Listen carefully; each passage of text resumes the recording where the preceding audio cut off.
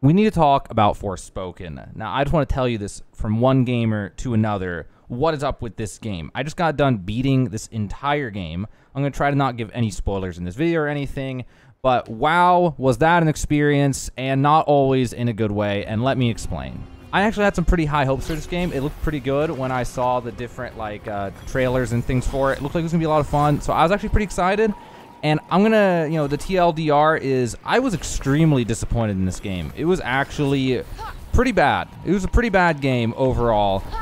So let me just go ahead and get straight into it. First thing I want to talk about is that the story felt just horribly forced. Like, there was this thing, like, spoiler in the first hour, okay? There's just this thing with a money bag, and it's like, oh no, your house is on fire, there's a money bag, but first we gotta find the cat. And you go to the money bag, it's like, you can't grab that, you gotta find the cat first. Like, we obviously know what you're trying to make happen here. Could you have just written this scene a different way? Like, there's a million different ways you could have just written the scene to not make it so forced. And there's just tons of things like that, especially early on, where it's like just forcing a narrative instead of crafting a narrative that makes something happen the way you want to have it happen. And whenever it happens, it's really immersion breaking. It was actually like really not fun to have that happen. It just was, oh, it was awful. And I don't only want to talk about what was bad, but I'm going to start off with what was bad because there was so much of it. Okay, so if you play on PC, the performance was terrible.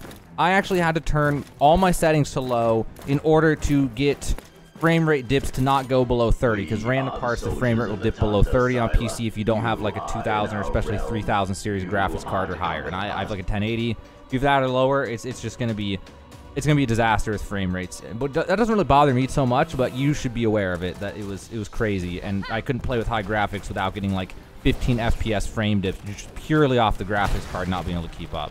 And then there was another issue with this game that was just so immersion breaking. It just killed it for me. It literally felt like a PlayStation 2 game with PlayStation 5 ray tracing is basically what the sales pitch should be for this game. Because there were these old school video game issues that, you still see them in games a lot and stuff.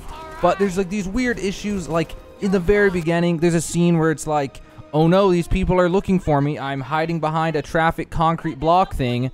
And then when it gives you control of the character, you just stand up. And if you don't move, or if you stay where you are roughly, there's literally these people who are chasing you, who are like 20 feet away from you, just pacing around in circles, looking everywhere, in plain sight of you, going, where is she? I don't know where she's at. What is happening? And it's like, couldn't they have just scripted this differently? Like, it's 2023.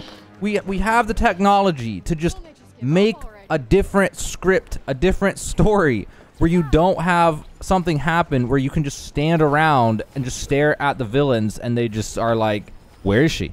It literally felt like something out of a PlayStation 2 game or older. Like, it was insane. And that wasn't the only thing. There were multiple things. There was a scene where you're hiding. I don't really want to spoil too much, but there's a scene where you're like hiding, and she's like ducking behind a pillar.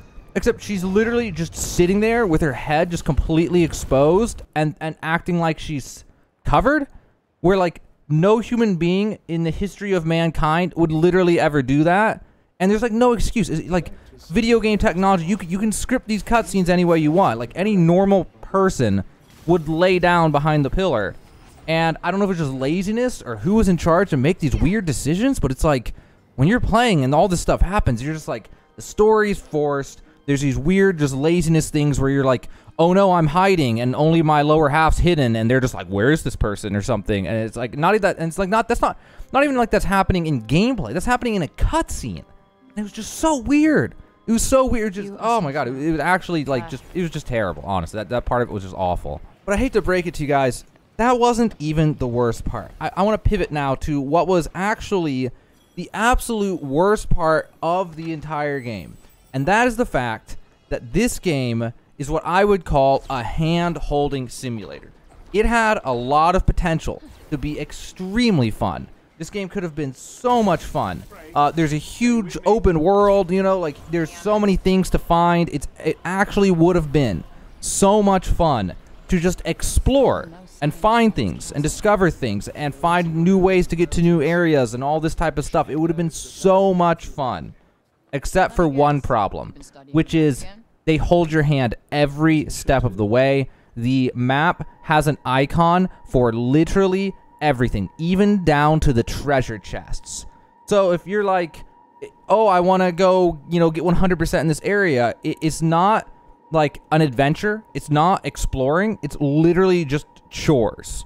Because since it's literally just told what to, like, where everything is, there's no reason to go do it. It's not like you're going to go and be like, oh, wow, I found it. Oh, the tower. Or, oh, I found this treasure chest. Instead, you're like, okay, I'm just trying to get my 100% platinum completion. Let me just go ahead and go to this one, then that one, then this one. And it just ruins the entire experience. It was so bad. I literally found myself the entire game just marking something, running straight line to it, jumping over anything that was in my path, not even looking at what was to my left or right, because there's no reason to. Like, why would I do this? You literally just open the map, tell me where to go, run a straight line, get there, ignore literally everything, ignore the beautiful open world they made. I feel bad for the level designers, the people who spent like 2 to 3 years placing trees and bushes and rocks to make it look beautiful, and then whoever's in charge of the overarching idea just ruins it by making it so it's like making a system to where you literally have no reason to ever look at any of these cool things that they made. You have no reason to explore unless you're just really bored and just have nothing else to do. So you just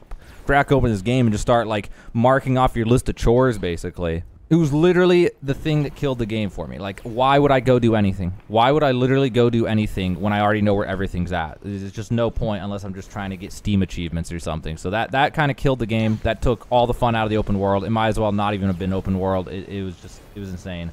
And then there were also just issues like just weird things with the story. Like, I don't want to spoil too much. This one shouldn't be too big of a spoiler, but at one point your character's hungry and this person's going to give you food.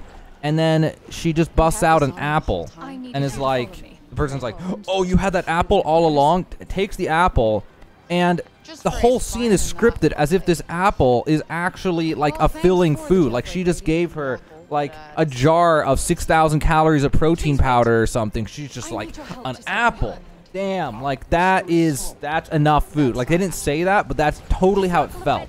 And there were so many things in this game where it felt like that. Like, I don't know who wrote these stories. Like, was it literally like a middle schooler? Like, this literally felt like a middle schooler where they're just like, Timmy was hungry, he got an apple, now Timmy's full, and the middle grader doesn't even think about that realistically nobody's going to be satisfied off a 10-calorie apple. Like, that's not how life, it was really bad. It was just really, really bad.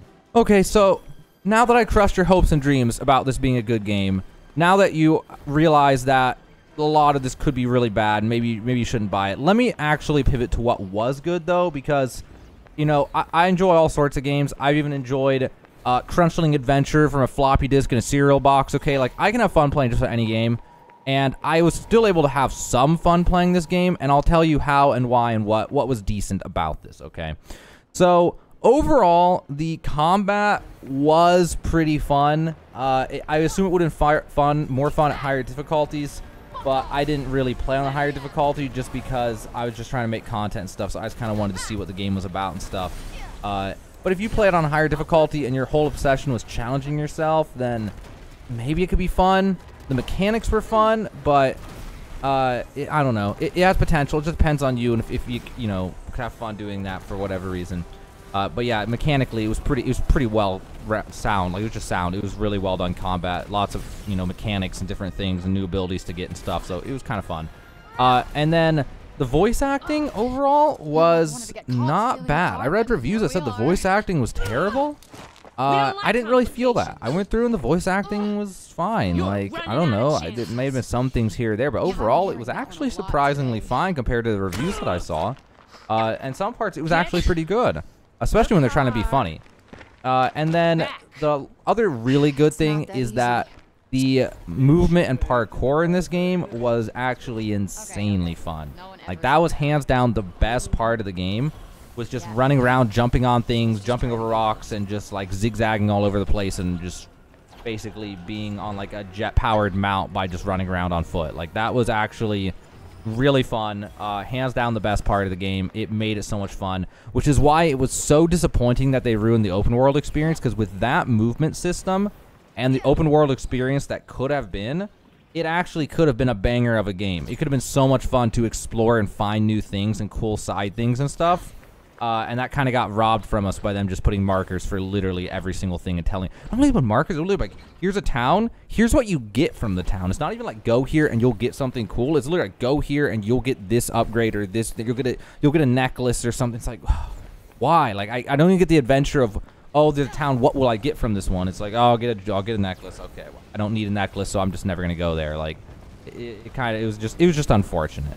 My last overall critique of this game is just about the story, which is it really just felt like just out there and nonsensical. Like I get they basically, I don't want to spoil too much, but basically the premise is they throw you into a fantasy world, and because they throw you into a fantasy world, there's like no rules, so therefore the writers can just have creative freedom to just make up anything they want and then make sense of it because, oh, it's this is this other fantasy world, so therefore this makes sense. And I really feel like they leaned on that way too heavily at times, and it really kind of fell flat for me. It was just like, I just felt like, where the hell am I and what's even happening? It didn't feel real. The drama didn't feel real. The story felt forced. I never felt like, oh, somebody dies or something, and I'm like, oh, that didn't happen. Instead, they die, and I'm like, okay, whatever. It's just whatever. I had no attachment to them. They didn't do a good job of, like, character building or getting you drawn into them or getting you attached to people very well and stuff. Like, it really just, I don't know. I felt like very detached, very forced. The story felt like, again, just they just took advantage of the fantasy environment to just write whatever the hell they want and just slap it together. It really felt like a PlayStation 2 game with ray tracing graphics, just to show off what the PS5 hardware can do. And it literally was like a mechanical project that was not meant to actually be fun at all. It literally felt like a hardware playtest or something. Like, I don't know, man. It was unfortunate. It really felt like a playtest. Like, even all the stuff they gave us, were showing us where all the icons are for everything and just holding our hands, felt like a playtest to make sure all the mechanics work instead of actually just enjoying the game. So that's it, guys. I really need to just tell you guys this. If any of you actually watch this and are considering buying this game, I really hope that my opinion helps you make your decision. It's not that necessarily you shouldn't buy it, but I personally don't recommend buying it for most people. But I'm sure there are a lot of people where this game will be fun for them. You know, if you just want move fast like Sonic and you know, have some fun combat, then yeah, I mean it could be fun. It could still be fun. But yeah, you just need to know what you're getting into before you spend, what was it, $70 on this thing. Yeah, so hand-holding simulator, 4-story, but fun combat, good movement, and just terrible oversights and storyboarding and stuff. That's my summary for this game. Hopefully it helps you out. Now you know at least what my opinion is on how Forsaken is as a game.